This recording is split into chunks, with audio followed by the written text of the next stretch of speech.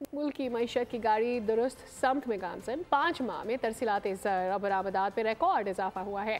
Non tax आमदनी में 101.3% इजाफा, जबकि जुलाई ता नवंबर अफरात ज़र की शरह कम होकर 4.9% पर आ गई है।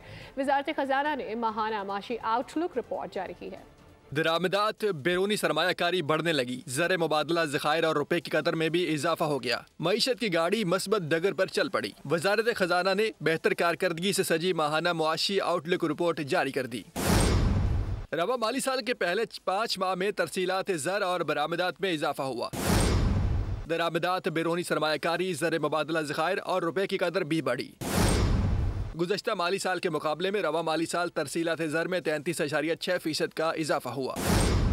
रिपोर्ट के मुताबिक FBR महसूलात 23.2% रिकॉर्ड हुई। 5 माह में तरसीलात ज़र 14.77 अरब डॉलर और बरामदात 7.4% रही। मुल्क में बैरूनी सरमायाकारी में 42.2% का इजाफा हुआ।